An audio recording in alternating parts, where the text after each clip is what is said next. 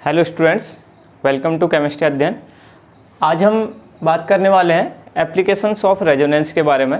पिछले लेक्चर में हमने रेजोनेंस की डेफिनेशन के बारे में पढ़ लिया था, उसकी क्या क्या प्रॉपर्टीज रहती हैं, उसके अलावा उसके क्या क्या रूल्स होते हैं रेजोनेंस के। साथ ही साथ हमने ये भी डिस्कस किया था कि रेजोनेंस एनर्जी क्या है, और इसके अलावा हमने रूल्स ऑफ रेजोनेंस के साथ साथ उसके क्या क्या एप्लीकेशंस हैं, ये हम आज पढ़ेंगे एप्लीकेशंस ऑफ रेजोनेंस के बारे में। यानी कि with the help of resonance हम कौन कौन सी प्रॉपर्टीज ऑफ कंपाउंड को डिफाइन कर सकते हैं। हालांकि रेजोनेंस का बहुत ज़्यादा एप्लीकेशन है, बहुत ज़्यादा रिएक्शंस में इसका यूज़ किया जाता है। कि जैसे रिएक्शन किसी भी, जैसे हमारे पास कोई बेंजीन रिंग पर कोई ग्रुप लगा हुआ है, यहाँ पर माना OH लगा हुआ है, और इस पर कोई इलेक्ट्रोफाइल आ रहा है जिसको हम बोलते हैं इलेक्ट्रोफिलिक सब्स्टिट्यूशन रिएक्शन। ये आकर के ऑर्थो पे इस वाली पोजीशन पर रिएक्शन करेगा या इस वाली पोजीशन पर रिएक्शन करेगा, यानी कि कौन सी रिएक्शन कहाँ पर होगी ये चीज़ डिसाइड होता है, जिसको हम इलेक्ट्रॉनिक इफेक्ट पे पढ़ेंगे, जिसको हम मेसोमेरिक इफेक्ट पढ़ते हैं, वहाँ से डिसाइड करेंगे। अभी हम फिलहाल कुछ बेसिक प्रॉपर्टीज डिस्कस करते हैं जो कि हम रेजोनेंस की हेल्प से पता कर सकते हैं। लेकिन रेजोनेंस का एप्लीकेशन बहुत ज़्यादा है, ह्यूज एप्लीकेशन है इसका। तो हम कुछ प्रॉपर्टीज़ को बताते हैं। जैसे यहाँ पर पहला हम एप्लीकेशन ले रहे हैं बेसिसिटी ऑफ कंपाउंड, यानी कि with the help of resonance हम किसी कंपाउंड की बेसिसिटी को पता कर सकते हैं कि कंपाउंड कितना ज़्यादा बेसिक है। तो देखिए, जैसे हम यहाँ पर पहले एक चीज़ पता कर लेते हैं कि बेस क्या है। तो बेस की अलग अलग डेफिनेशन है। यहाँ पर हम जो बेस की डेफिनेशन यूज कर रहे हैं वो कह रहे हैं लुईस एसिड एंड बेस की डेफिनेशन। लुईस बेस पहले हम डिस्कस करते हैं। तो लुईस बेस वो बेस होते हैं जो क्या कर सकते हैं, इलेक्ट्रॉन पेयर को क्या कर सकते हैं, डोनेट कर सकते हैं। इलेक्ट्रॉन पेयर डोनर होते हैं। तो जो भी इलेक्ट्रॉन पेयर डोनर होते हैं वो क्या कहलाते हैं, लुईस बेस। जैसे हमारे पास NH3 है, अमोनिया पर लोन पेयर ऑफ इलेक्ट्रॉन है और ये डोनेट कर सकता है, तो इसको हमने लुईस बेस बोल दिया। जैसे हमारे पास अगर किसी अदर कंपाउंड में, जैसे हमारे पास एनिलीन का NH2 ग्रुप है, ये भी क्या कर सकता है, इलेक्ट्रॉन पेयर ऐसे डोनेट कर सकता है। और दूसरा होता है, एक होता है लुईस एसिड। तो लुईस एसिड क्या होते हैं, लुईस एसिड होते हैं electron pair acceptor. Electron pair acceptor यानी कि जो क्या कर सकते हैं, इलेक्ट्रॉन पेयर को एक्सेप्ट कर सकते हैं। जैसे हमने देखा है BF3, boron fluorine fluorine fluorine. तो इस पर क्या है, इस पर इसके 6 इलेक्ट्रॉन है सेंट्रल एटम पे। तो ऑक्टेट कंप्लीट करने के लिए क्या कर सकता है, किसी लुईस एसिड से 2 इलेक्ट्रॉन पेयर क्या कर सकता है, एक्सेप्ट कर सकता है। इसलिए इसको हम क्या बोलते हैं, लुईस एसिड। ऐसे ही जैसे हमारे पास होता है AlCl3, ये भी क्या होता है, एक लुईस बेस की तरह, लुईस एसिड की तरह काम करता है, यानी कि इलेक्ट्रॉन पेयर को ये एक्सेप्ट कर सकता है। अब देखिए, इस लुईस बेसिसिटी और लुईस एसिडिटी को हमने जैसे देख लिया है, तो इसकी हेल्प से हम बेसिसिटी ऑफ कंपाउंड को पता करते हैं। जैसे हमारे पास एक क्वेश्चन के फॉर्म में लेते हैं कि जैसे हमारे पास होता है जो एरोमेटिक एमीन्स होते हैं, एरोमेटिक एमीन जो होता है उसका बेसिक कैरेक्टर, इसका बेसिक कैरेक्टर लेस होता है in compare to aliphatic amine के, एलिफेटिक एमीन्स के। यानी कि एलिफेटिक एमीन्स का बेसिक कैरेक्टर ज़्यादा होता है in compare to aromatic amine के। जैसे यहाँ पर हम ले लें इथाइल एमीन, जैसे हम ले लें यहाँ पर CH3 CH2 NH2, और यहाँ पर कोई एरोमेटिक एमीन है हमारे पास, माना है एनिलीन,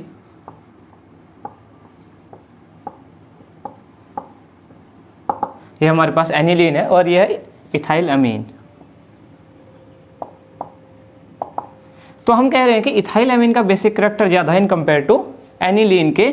इसको हम with the help of resonance कैसे पता कर सकते हैं। हमने बेस कहा था कि बेस वो है जो क्या कर सकते हैं, loan pair of electron donate कर सकते हैं। तो इस पर भी लोन पेयर ऑफ इलेक्ट्रॉन है और इस पर भी लोन पेयर ऑफ इलेक्ट्रॉन है, यानी कि डोनेट तो दोनों कर सकते हैं। अब बेसिक कैरेक्टर उसका ज़्यादा होगा जो ज़्यादा डोनेशन पावर रखता है, यानी कि जो आसानी से डोनेट कर रहा है अपने इलेक्ट्रॉन पेयर को, उसका बेसिक कैरेक्टर ज़्यादा होगा। अब देखिए, यहाँ पर अगर हम देखें तो यहाँ पर क्या है, कंडीशन ऑफ रेजोनेंस है, यानी कंजुगेशन की कंडीशन है। ये लोन पेयर है, इसके बाद सिंगल बॉन्ड और डबल बॉन्ड है। हमने पिछले लेक्चर में कंडीशंस ऑफ रेजोनेंस देखी थी। हमने कहा था कि 5 कंडीशंस हमने देखी थी। कोई पॉजिटिव चार्ज के बाद सिंगल बॉन्ड और मल्टीपल बॉन्ड हो, नेगेटिव चार्ज के बाद सिंगल बॉन्ड और मल्टीपल बॉन्ड हो, ऐसे ही हमारे पास रेडिकल के बाद सिंगल बॉन्ड डबल बॉन्ड हो, ऐसे लोन पेयर के बाद सिंगल बॉन्ड डबल बॉन्ड हो ऐसे, और ऐसे ही double bond single bond double bond. तो उनमें से एक कंडीशन ये है कि लोन पेयर और pi conjugation, lone pair single bond double bond. तो यहाँ पर क्या होता है, with due to the resonance ये क्या होता है, ये लोन पेयर ऑफ इलेक्ट्रॉन ऐसे कंजुगेशन में चले जाते हैं। तो हम इसका रेजोनेटिंग स्ट्रक्चर अगर ड्रॉ करना चाहें तो ऐसे ड्रॉ कर सकते हैं।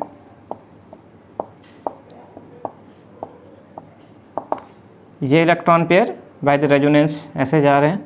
रेजोनेंस के स्ट्रक्चर ड्रॉ करना हमने पिछले लेक्चर में सीख लिया था, वो बहुत ज़रूरी है स्ट्रक्चर ड्रॉ करना। तो यहाँ पर नेगेटिव चार्ज आ जाएगा और इधर पर पॉजिटिव चार्ज आया होगा, इस पॉजिटिव चार्ज को एक इलेक्ट्रॉन देके न्यूट्रलाइज कर लेगा और यहाँ पर डबल बॉन्ड बन जाएगा। तो डबल बॉन्ड NH2 और इस पर एक पॉजिटिव चार्ज। इसके बाद जो है, इसके बाद इसका रेजोनेटिंग स्ट्रक्चर अदर भी हम ड्रॉ कर सकते हैं। यहाँ पर नेगेटिव चार्ज, डबल बॉन्ड कैसे ड्रॉ करना है हमने सीखा था। चार्ज 1 2 3 प्लेस होता है, बॉन्ड एक स्थान पीछे चले जाता है।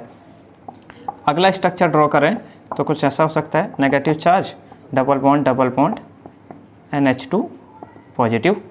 इसके अलावा फिर से लास्ट स्ट्रक्चर हम ऐसे ड्रॉ कर सकते हैं, डबल बॉन्ड और NH2। तो यहाँ पर हमें क्या दिख रहा है कि जो एमीन है हमारे पास, यानी कि एरोमेटिक एमीन जो है हमारे पास, एनिलीन, ये हमारे पास एनिलीन, इस पर क्या हो रहा है, इसके loan pair of electron by conjugation ring की तरफ चले जा रहे हैं, यानी कि डिस्पर्स हो जा रहे हैं, एक ही नाइट्रोजन पर ही न रह के ये पूरी की पूरी रिंग में सर्कुलेट हो जा रहे हैं। जबकि जो इथाइल एमीन है ये है, इसके लोन पेयर, और यहाँ पर तो कोई कंजुगेशन या रेजोनेंस कंडीशन नहीं है, लोन पेयर है उसके बाद सिंगल बॉन्ड है फिर सिंगल बॉन्ड है, तो यहाँ पर कंजुगेशन नहीं है, तो इसके loan pair of electron nitrogen पर ही रहेंगे। जबकि इसके loan pair of electron nitrogen पर ना रह के पूरे के पूरे रिंग में डिलोकलाइज हो जा रहे हैं, इस पर पूरे के पूरे रिंग में सर्कुलेट हो जा रहे हैं। तो इसका मतलब क्या है, अगर दोनों के सामने ये हमारे पास एनिलीन है और ये हमारे पास इथाइल एमीन, अगर दोनों के सामने कोई लुईस एसिड आ रहा है, लुईस एसिड आ रहा है और इसके पास कोई वैकेंट ऑर्बिटल है इलेक्ट्रॉन एक्सेप्ट करने के लिए, तो ये क्या करेगा, NH2 के तो loan pair of electron ring में चले गए हैं, तो इसके पास तो अवेलेबल नहीं है देने के लिए, लेकिन इसके इलेक्ट्रॉन तो हमेशा इसी पे हैं, ये कहीं जा नहीं रहे, तो ये आसानी से इसको इलेक्ट्रॉन पेयर दे देगा। और जो जितना आसानी से इलेक्ट्रॉन पेयर देता है या जितना इलेक्ट्रॉन पेयर देगा वो उतना अच्छा लुईस बेस माना जाएगा। इस वजह से क्या हो रहा है, इथाइल एमीन के इलेक्ट्रॉन पेयर आसानी से डोनेट हो रहे हैं क्योंकि यहाँ पर रेजोनेंस नहीं है, इसके इलेक्ट्रॉन पेयर नहीं डोनेट हो पा रहे हैं क्योंकि ये रेजोनेंस के थ्रू रिंग की तरफ चले जा रहे हैं। इसलिए क्या होता है, इथाइल एमीन का बेसिक कैरेक्टर ज़्यादा होता है इन कंपेयर टू एनिलीन के या एलिफेटिक। एक और हम देख सकते हैं कि एक एग्जांपल और ट्राई कर लेते हैं हम ऐसे ही। जैसे अगर हम इथाइल एमीन का कंपैरिजन करना चाहें एसिटामाइड के साथ, इथाइल एमीन और एसिटामाइड,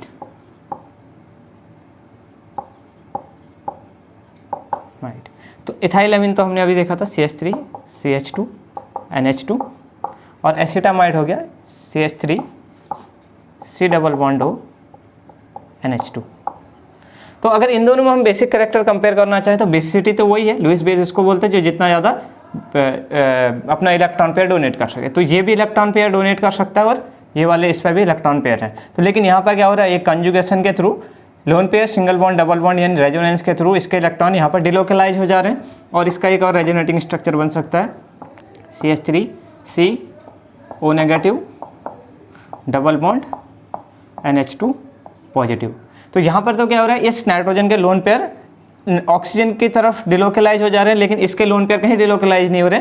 तो ये क्या कर सकता है, लुईस एसिड को आसानी से इलेक्ट्रॉन पेयर डोनेट कर सकता है। इसलिए इथाइल एमीन का बेसिक कैरेक्टर ज़्यादा होगा एसिटामाइड के कंपेयर में। तो ये तो हो गया बेसिक कैरेक्टर। ऐसे ही अदर एग्जाम्पल्स भी हम कर सकते हैं जहाँ पर हम बेसिक कैरेक्टर को कंपेयर कर सकते हैं। ये तो बेसिसिटी की बात होगी।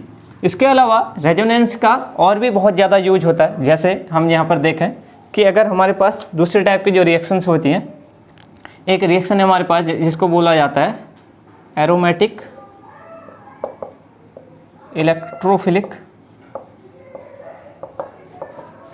Substitution reaction.